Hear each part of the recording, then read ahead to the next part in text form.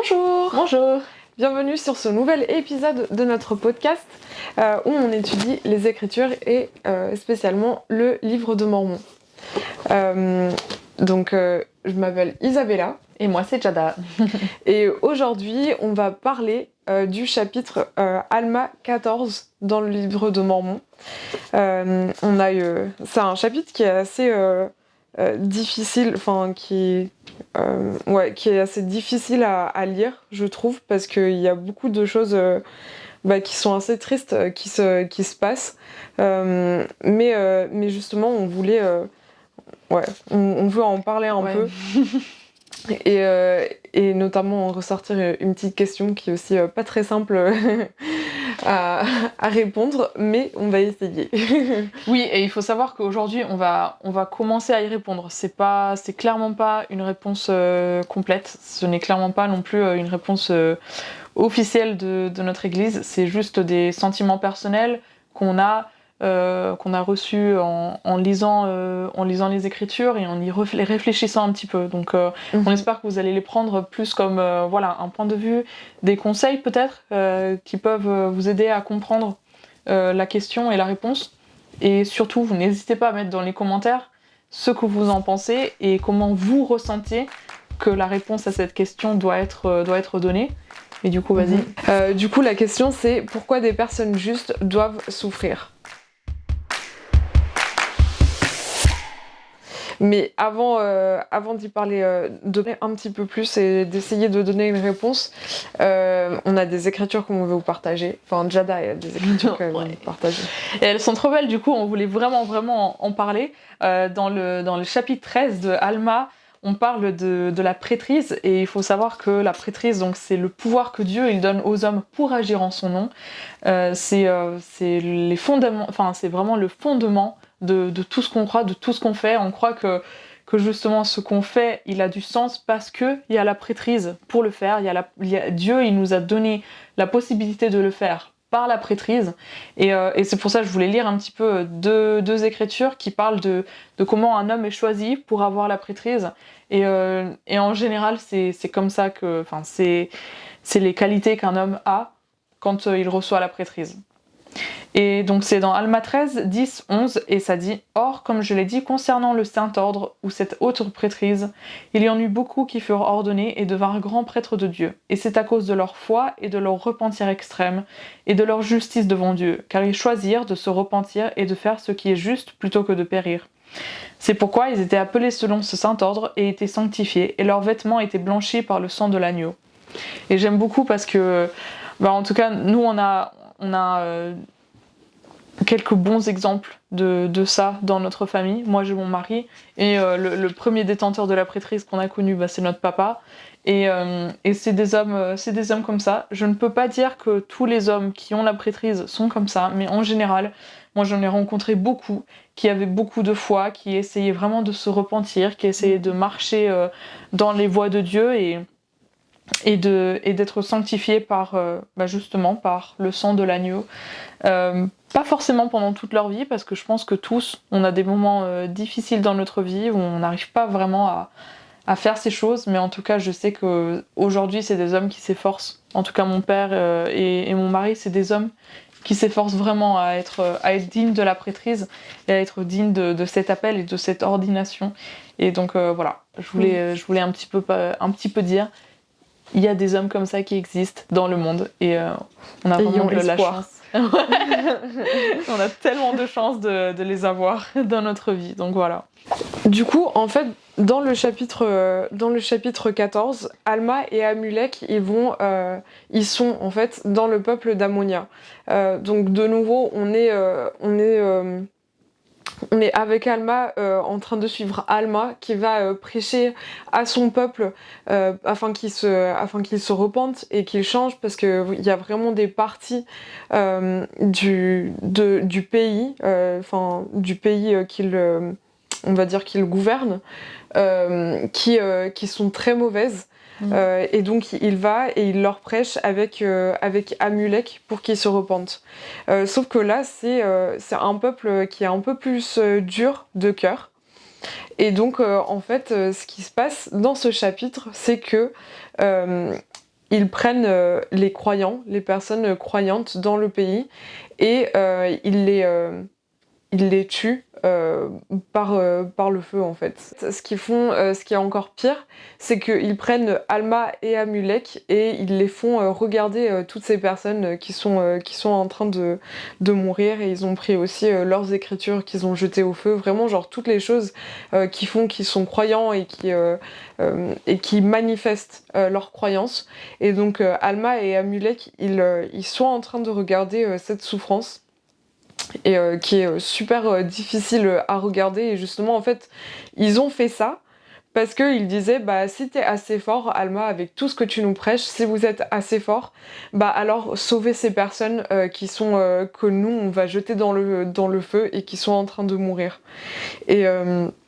Et Amulek, dans le verset 10, il le dit, mais comment est-ce qu'on peut être témoin de cette scène affreuse? Étendons donc la main et exerçons le pouvoir de Dieu qui est en nous et sauvons-les des flammes. Et dans le 11, Alma, il dit, l'Esprit me contraint à ne pas étendre la main, car voici, le Seigneur les reçoit à lui en gloire, et il souffre qu'ils fassent cela, ou que le peuple leur fasse cela selon l'endurcissement de leur cœur, afin que les jugements qu'il exercera contre eux dans sa colère soient justes, et le sang des innocents témoignera contre eux, oui, et criera avec force contre eux au dernier jour. Et en fait, on s'est posé cette question, pourquoi des personnes justes elles doivent souffrir, en prenant cet exemple je trouve qui est vraiment horrible. Et dans notre vie on va pas forcément vivre des choses comme ça, on va pas forcément peut-être vraiment voir des personnes mourir devant nos yeux, mais on va voir des personnes qui sont tellement justes et tellement bonnes et qui essayent tellement de faire des bonnes choses, qui vivent des situations qui sont très douloureuses à vivre, qui sont très difficiles, et qui souffrent énormément. Et donc pourquoi est-ce que ça se passe? Pourquoi Père Céleste il fait ça, ou il laisse en fait que ces choses se passent, et qu'est-ce que nous on peut faire? Comment est-ce qu'on peut recevoir du réconfort, même en regardant et en voyant des choses du genre se passer? Et c'est vrai qu'en fait il y a plusieurs choses qui peuvent se passer, hein. Il y a des maladies qui peuvent arriver, et puis on sait pas exactement pourquoi, et puis après il y a justement des guerres et qui laissent des enfants sans parents, des parents sans enfants, ou des choses comme ça qui sont vraiment très horribles et très très très dures à vivre, et on se rend pas compte, ouais, on n'arrive pas à comprendre pourquoi. Donc ouais. Mais il y a plein de choses auxquelles on croit, et aujourd'hui on voudrait en partager quelques-unes qui peut-être peuvent apaiser l'esprit de certaines personnes, ou en tout cas nous aider à comprendre pourquoi certaines de ces choses arrivent. Et alors déjà la première chose que j'aimerais dire, même si c'est difficile à entendre, la souffrance fait partie de la condition humaine. C'est impossible de ne pas souffrir dans la condition humaine. Ce n'est pas quelque chose que Dieu veut nous imposer, mais c'est quelque chose avec lequel on vit, tout simplement. Parce que déjà, dès la naissance, la maman qui donne naissance, elle est en train de souffrir. Il y a des choses qui nous aident à ne pas autant souffrir, mais c'est vrai que quand même, la naissance, elle commence un petit peu avec ça. Et de base même. Maintenant, on a des choses, mais de base, quand il n'y avait pas. Le monde, il a commencé, la femme, elle souffrait. Donc... Et une autre chose, même le Christ, qui est parfait, qui est le Fils de Dieu, quand il est venu sur la terre, il a fait face à une souffrance extrêmement forte et extrêmement injuste. Parce que lui, le plus juste de tous, il a dû mourir à cause de certaines personnes qui l'ont fait mourir, et il a dû souffrir de toute façon quand il a expié pour nos péchés, pour nos souffrances, pour toutes nos douleurs et pour tout ce qu'on allait sentir et vivre.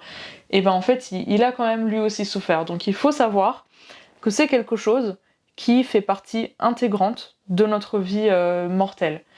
Mais la chose aussi, c'est que comme Dieu, il savait qu'on allait souffrir et que ça allait faire partie de notre vie, c'est pour ça qu'il a envoyé le Christ, qui lui aussi a souffert, et qui lui aussi a souffert justement pour comprendre ce qu'on allait nous faire, et pour nous donner une sorte...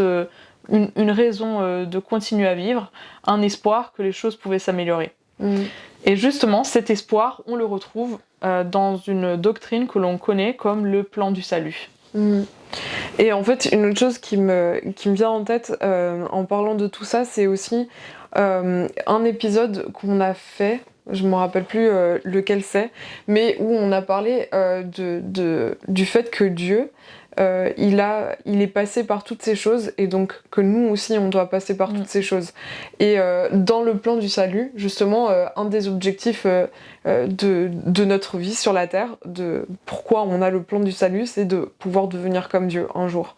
Ce qui est quelque chose que beaucoup de chrétiens ne croient pas, mais que nous, dans notre église, l'église de Jésus-Christ des Saints des Derniers Jours, on croit, et qui donc montre aussi l'importance de pouvoir souffrir et de pouvoir expérimenter certaines choses qu'on ne peut que expérimenter sur la terre, parce que ce sont vraiment des choses qui vont nous aider à devenir un jour comme Dieu, si on persévère et que on essaie de faire de notre mieux, quoi. Une des choses que j'aime énormément dans le plan du salut, c'est que on a plusieurs étapes. Notre existence, elle est constituée de plusieurs étapes. Et cette vie, ce n'est pas la fin de notre existence.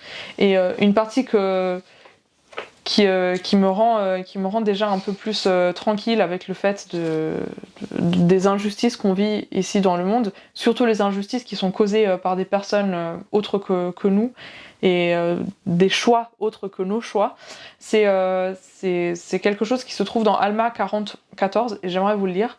Mais avant, je vous explique un petit peu. On croit que quand on meurt, notre esprit se retrouve dans un monde des esprits, et dans ce monde-là, il y a deux types il y a des catégories, entre guillemets. Il y a les personnes qui ont vécu une bonne vie, qui sont en paix, et qui se retrouvent donc dans un état de paradis, dans un état paradisiaque, dans un état vraiment de paix, et qu'ils sont contents parce qu'ils ont fait ce qu'ils devaient faire. Et on espère vraiment se retrouver dans cet endroit-là pour pouvoir vivre tranquillement. Mais il y a un autre état qui est l'enfer, et c'est là où vont les gens qui ont fait des choses très mauvaises. Et dans le monde des esprits, on croit que les gens vont continuellement apprendre davantage au sujet de l'évangile, et elles vont se rendre de plus en plus compte de ce qu'elles ont fait dans la vie qui a été peut-être mauvais.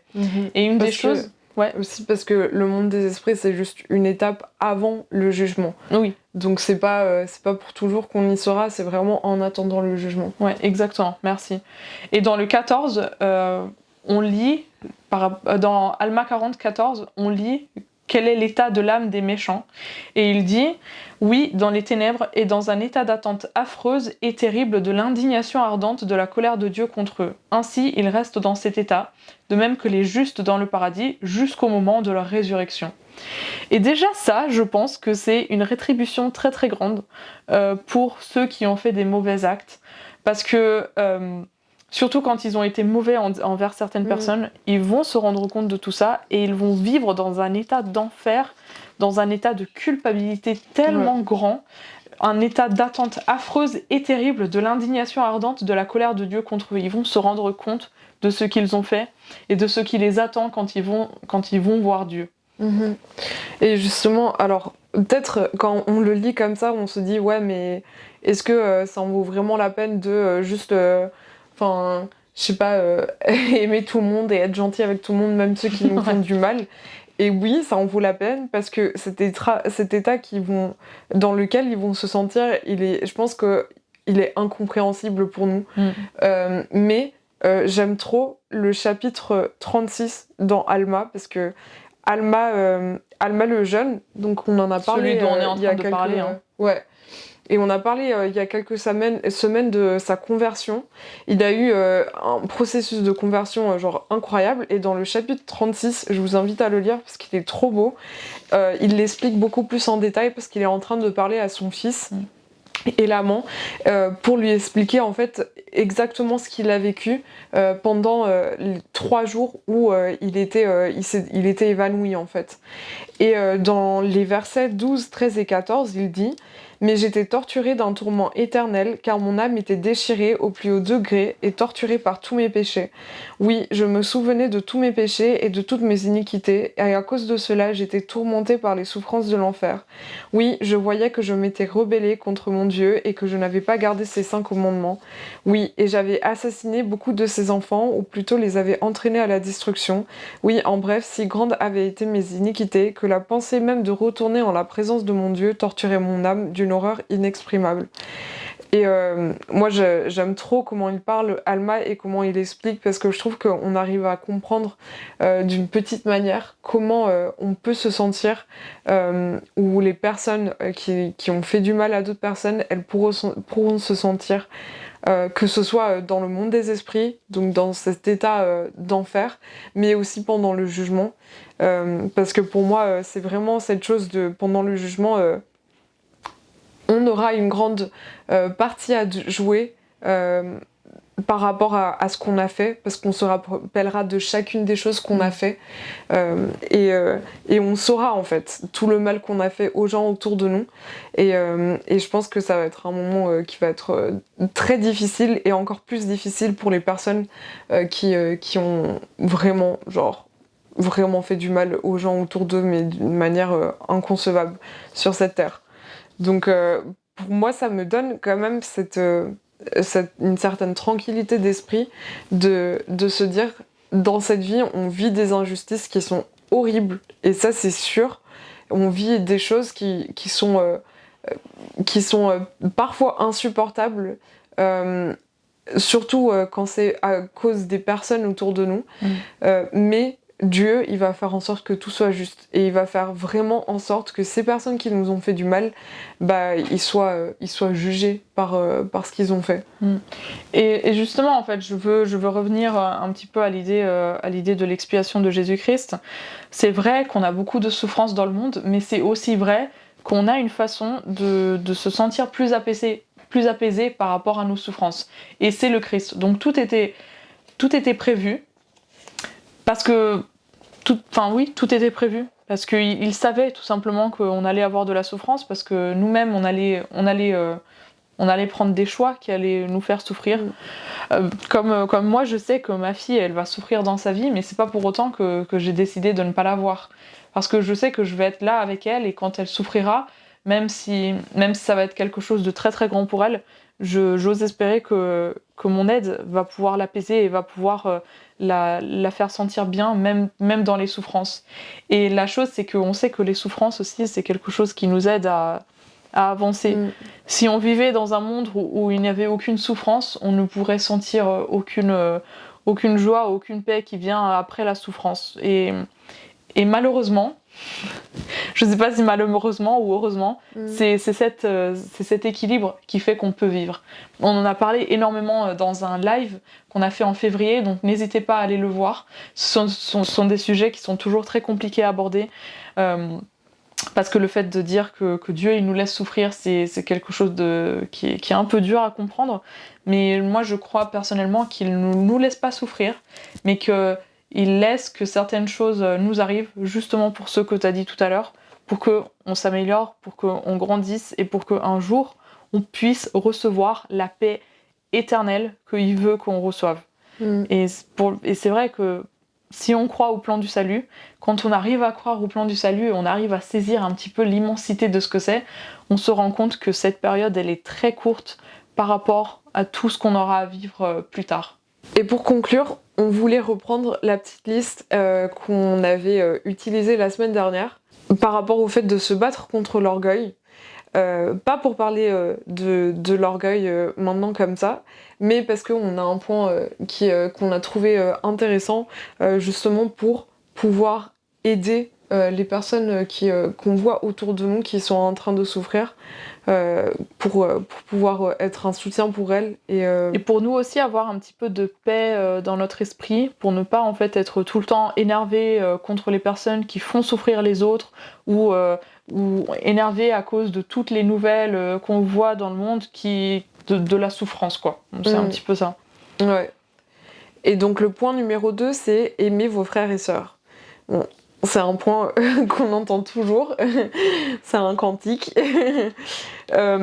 Mais c'est un point qu'on trouve important parce que justement quand on a des personnes autour de nous qui souffrent, qui ont besoin des personnes autour d'elles qui les soutiennent, nous on peut vraiment être là pour les aider, pour les aimer, plutôt que de se concentrer justement sur les personnes qui leur ont fait du mal, essayer de les aimer elles pour ce dont elles ont besoin en ce moment-là et pas justement